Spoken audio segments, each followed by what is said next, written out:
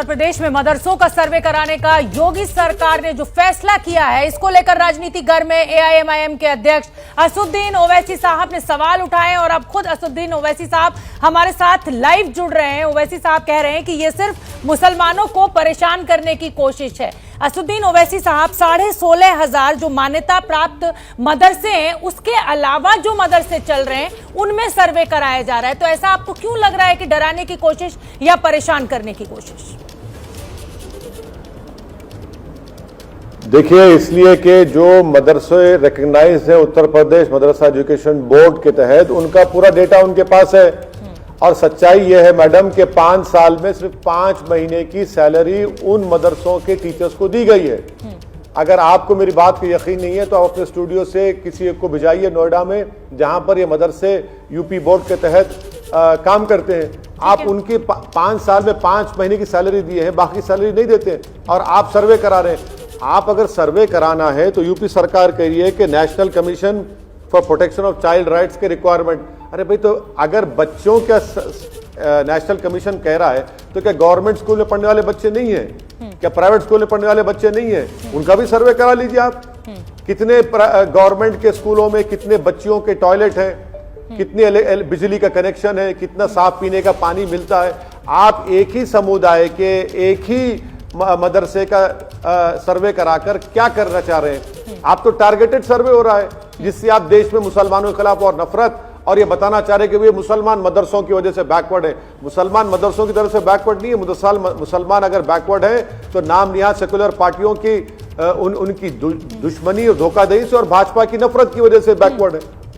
तो आप ये मानते हैं असदुद्दीन ओवैसी साहब की जो बड़े अच्छे स्कूलों में जो आप कह रहे हैं, उन स्कूलों में बेहतर शिक्षा होती है या मदरसों में बेहतर शिक्षा होती है? सरकार के हर कदम पे उंगली क्यों उठानी है? अगर 5 महीने की तनख्वाह नहीं मिली है तो इस पर आवाज उठाइए ना। लेकिन जो मदरसे रजिस्टर्ड नहीं है, अगर सरकार, आपको ऐसा क्यों लगता है कि बीजेपी की सरकार कोई भी फैसला लेगी तो वो मुसलमानों के खिलाफ ही लेगी?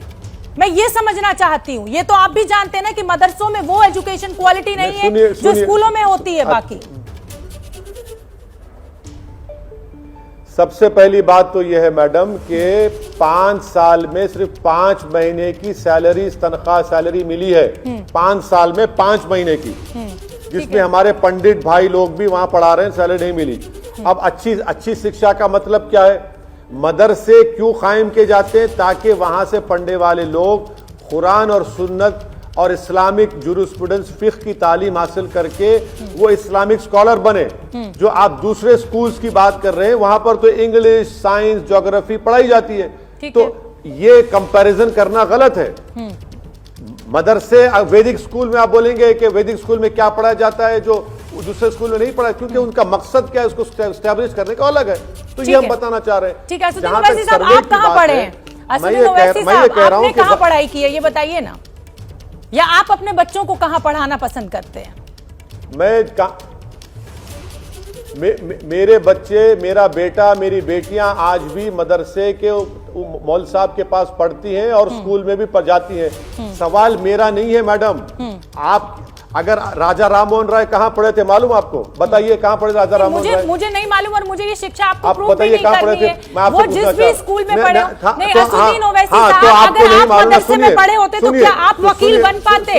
आज आप टॉप के वकील बन पाते? मैं आपसे यही कह रही हूँ ओवैसी साहब कि आप भ्रमित मत कीजिए ना। गरीब का बच्चा तो मदरसों में पढ़े और आप अमीरों के, मुसलमानों के बच्चे बड़े बड़े स्कूलों में पढ़े। सरकार एक कोशिश कर रही है तो आप उनको करने नहीं दे रहे हैं। देखिए मैडम, सवाल यहाँ पर अमीर गरीब का नहीं है। मदरसे क्यों बनाए गए? अगर ये मदरसे नहीं बनते तो आप और हमको आजादी नहीं मिलती। आज अल्लामा फजल खैराबादी कौन थे? हुसैन अहमद मदनी कौन थे? हाँ, उबैदुल्लाह सिंधी कौन थे? ये कौन थे लोग? महमूदुल हसन कौन थे? ये सब मदरसे से पढ़ के देश को आजाद कराने में अपनी अपनी कुर्बानियां पेश की। मदरसे बनाने का मकसद ये है। आप ये समझ रहे हैं कि मदरसों से मुसलमान बैकवर्ड है? ये आपकी सरासर गलती है, नाइंसाफी है। मुसलमान अगर बैकवर्ड है तो सरकारों की दगाबाजी की वजह से मुसलमान बैकवर्ड है। मैं आपसे कह रहा हूं कि जिन मदरसों को 5 साल में 5 महीने की तनख्वाह मिली, वो गवर्नमेंट क्यों नहीं दी तनख्वाह उनको? कौन रोक रहे हैं उनको? भाई ये मदरसे अगर प्राइवेट बन रहे हैं तो किसका मकसद क्या है? आप रंगनाथ में आप सच्चर कमेटी की रिपोर्ट पढ़ लीजिए, आप कुंडू कमीशन की रिपोर्ट कमेटी की रिपोर्ट पढ़ लीजिए। मुसलमान इसलिए नहीं पढ़ रहा है क्योंकि उसके पास पैसे नहीं है अपनी औलाद को पढ़ाने के लिए। इसीलिए मैंने पार्लियामेंट में मोदी सरकार से पिछले 8 साल से कह रहा हूं कि स्कॉलरशिप जो माइनॉरिटीज की उसको डिमांड ड्रिवन करिए। ये मदरसे जो मुसलमान खुद अपने ज़कात सदक़े से कायम करते हैं, आप सर्वे करके क्या करना चाहते हैं? आप मुसलमानों को टारगेट करना चाहते हैं, डेटा लेकर आप उसको इस्तेमाल करेंगे उनके खिलाफ। ये आर्टिकल 30 का वायलेशन है। संविधान का आर्टिकल 30 एक फंडामेंटल राइट है। राइट टू एजुकेशन भी माइनॉरिटी स्कूल्स पर अप्लाई नहीं होता मैडम। भाई, बाल संरक्षण आयोग ने जो अपनी रिपोर्ट उत्तर प्रदेश सरकार को सौंपी, उत्तर प्रदेश सरकार तो उसी पर काम कर रही है ना। अब क्या आप बाल संरक्षण जो वो है वो भी आपके खिलाफ है? आयोग भी क्या वो भी मुसलमानों के खिलाफ है? मैं ये समझना चाहती हूँ वैसी साहब। सुनिए, बिल्कुल बिल्कुल, वो जो national commission for protection of child rights है, वो तो हिंदुत्व की आइडियोलॉजी को प्रमोट कर रहा है। मैं चैलेंज कर रहा हूं national commission for protection of child rights को कि उन स्कूलों में जाइए, अगर कोई दलित खाना पकाता है तो अपर कास्ट के बच्चे खाना नहीं खाते, चलिए वहां जाइए। क्या हमने नहीं देखा राजस्थान में क्या हुआ कि एक दलित बच्चा सिर्फ पीने के पानी के मटके को हाथ लगाया तो उसकी जान ले ली गई? वहां क्यों नहीं जाता? ये कमीशन तो सिर्फ हिंदुत्व आइडियोलॉजी को प्रमोशन के लिए बनाया गया है। इनका काम वही है। अरे भाई, जो गवर्नमेंट स्कूल में बच्चे पढ़ रहे हो बच्चे नहीं है, जो प्राइवेट स्कूल में बच्चे पढ़ रहे हो बच्चे नहीं है। हाँ, आप एक टारगेटेड मदरसों का ही क्यों करा रहे हैं? मैं आपको यही समझा रही हूँ कि बाल संरक्षण आयोग जो है उसके लिए कोई हिंदू मुसलमान नहीं है, उसके लिए बच्चे बच्चे हैं। वो एक एक चीज की रिपोर्ट सरकार को देता है। मतलब आप ये कह रहे हैं कि वो मदरसे के बच्चों को टारगेट कर रहा है, लेकिन बाकी सरकारी स्कूल के बच्चों को नहीं। सुनिए, मैं आपको एक मिसाल दे रहा हूं। स्क्रॉल मैगजीन का आर्टिकल है 2 फरवरी 2022 का। आरिफा जोहरी ने लिखा कि मध्य प्रदेश के सेंट जोसेफ स्कूल में वहां पर विश्व हिंदू परिषद के लोग घुस गए, गड़बड़ किए। कहां गया ये कमीशन? कहां गया कमीशन बताइए? बच्चों को डराया, धमकाया, बच्चों को मारने पीटने की नौबत आ गई। कहां गया वो? तो समझना पड़ेगा, ये तो समझना पड़ेगा ना, कहां कानून व्यवस्था की बात की जा रही है। ओवैसी साहब, आप तो इतने पढ़े लिखे बड़े वकील हैं, आप तो ये जानते हैं ना कि अगर माहौल खराब करने की नियत से कुछ किया गया तो उसके लिए मुकदमा दर्ज होगा, लेकिन अगर किसी चीज को सुधारना है तो आयोग अपनी रिपोर्ट देगा, सरकार सर्वे कराएगी और उसके बाद होगा। आपको ये डर लग रहा है कि आसाम की तरह? जी, आयोग देखिए सेलेक्टिव हिंदुत्व आइडियोलॉजी को प्रमोशन पे लगा हुआ है। ये मेरा चार्ज है उस आयोग पर। मैं आपको एग्जाम्पल दे रहा हूं। सबसे आसान काम है आयोग सर्वे कराए ना गवर्नमेंट स्कूलों में। ये उत्तर प्रदेश मुसलमानों का समर्थन लेने का सबसे आसान तरीका ओवैसी साहब आप अपनाते हैं। इसको छोटा एनआरसी आप क्यों कह रहे हैं? मैं ये जानना और समझना चाहती हूं आपसे। अगर आप सुनने तैयार हैं तो मैं बोलूंगा, वरना अगर आप अपनी आवाज से इतनी आपको मोहब्बत है तो मैं सुन के सुनता हूं आपकी आवाज। आप बोलिए, अपनी आवाज सुनता हूं, आपकी आवाज सुन के बैठ के सुनता हूं। आप बताइए ना सर, बताइए। तो ठीक है, तो सुनिए, आप ये डेटा क्यों जमा करना चाह रहे हैं? ये डेटा जमा करके आप बाद में हरास करेंगे। ये क्या ये छोटा एनआरसी नहीं हुआ? एनआरसी का मकसद क्या है? एनआरसी का मकसद है कि डेटा जमा करो और मुसलमानों को हरास करो, स्टेटलेस करो। इसलिए मैंने कहा छोटा एनआरसी है। अगर आपको सर्वे करना है तो मैं चैलेंज कर रहा हूं कि आज उत्तर प्रदेश में बेसिक एजुकेशन के 75,000 की स्कूल की टीचर्स की वैकेंसी है। सेकेंड एजुकेशन में 32,000 की कराइए ना उसका। गवर्नमेंट स्कूल में पढ़ने वाले बच्चे नहीं है, बिजली नहीं है तो स्कूल में बच्चों को नुकसान नहीं होगा, वो बच्चे नहीं है। आप सिर्फ एक ही समुदाय के मदरसों का क्यों कराएंगे? सबका करवाइए ना। इसके पीछे शिशु विहार का कराइए, विद्या मंदिर का करवाइए जो आरएसएस चलाती है स्कूलों को। इसके पीछे सरकार ये कहती है कि हमारी नीयत ये है कि मुसलमान बच्चे भी जो गरीबी उनके समुदाय में है या उनके बीच है, उनको भी अच्छी शिक्षा मिले और वो भी आगे बढ़ें। ये तो सरकार कह रही है कि भाई मोदी सरकार ये कहते हैं कि हम तो चाहते हैं सबका साथ सबका विकास। असदुद्दीन ओवैसी साहब नहीं समझ पा रहे इसको। अरे मैडम, मैं बीजेपी को कभी नहीं समझूंगा, जो समझेंगे वो ईमान फरोश है।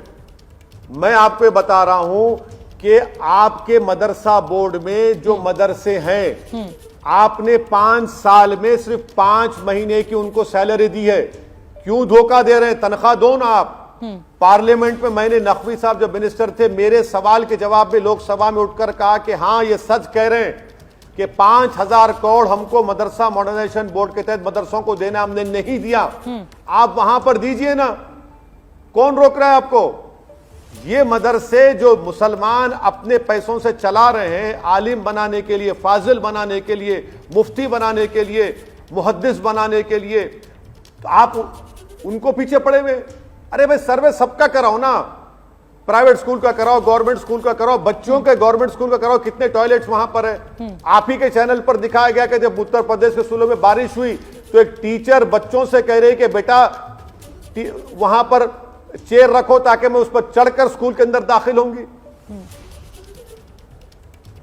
ठीक है, आपको ये आज जब मंत्री साहब ने ये जानकारी दी तो उनसे पूछा गया कि क्या उत्तर प्रदेश में भी असम की तरह मदरसों पर बुलडोजर चलेगा, तो उन्होंने साफ साफ कहा, दानिश आजाद साहब ने, जो कि अल्पसंख्यक कल्याण राज्य मंत्री हैं, कि हमारा मकसद किसी को भी डराना नहीं है और इस तरीके से हम कोई काम नहीं करेंगे, पहले रिपोर्ट आ जाए उसके बाद आगे का एक्शन तय होगा। तो आप ये कह रहे हैं कि सरकार की नीयत खराब है, सिर्फ और सिर्फ मुसलमानों को टारगेट किया जा रहा है। मैं सही समझ रही हूं?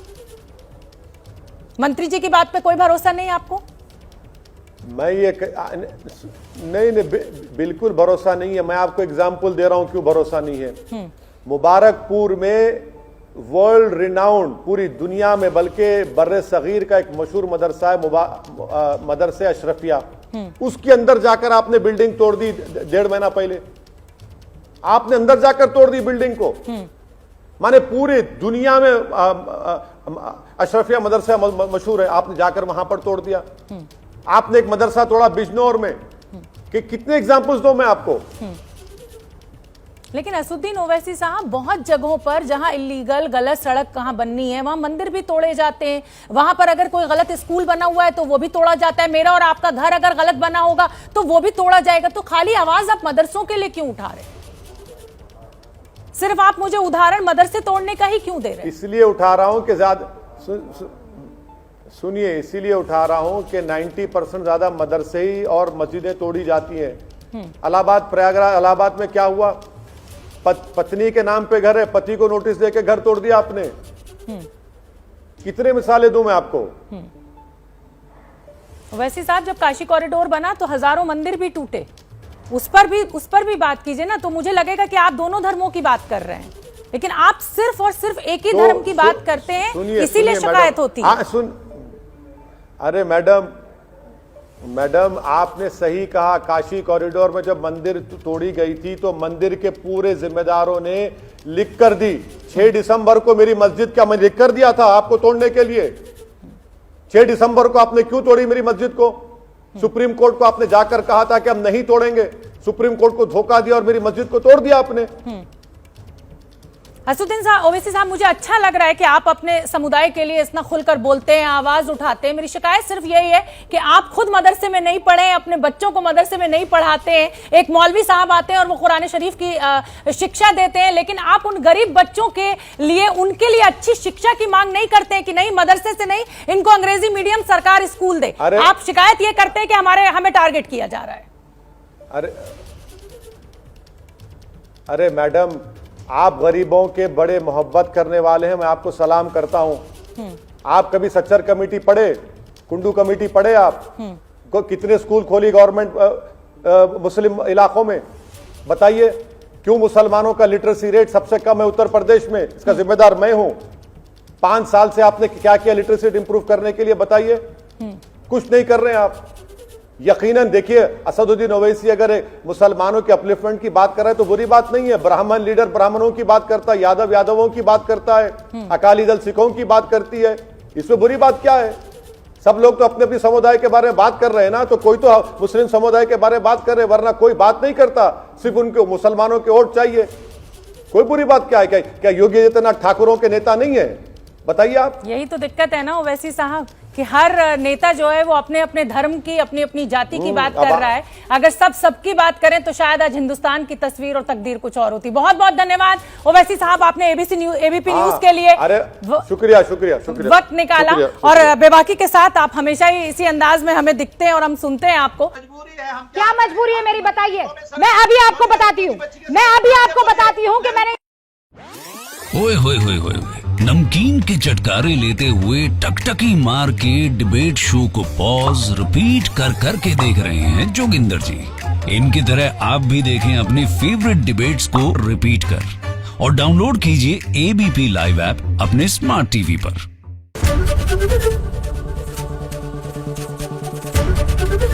एबीपी न्यूज आपको रखे आगे।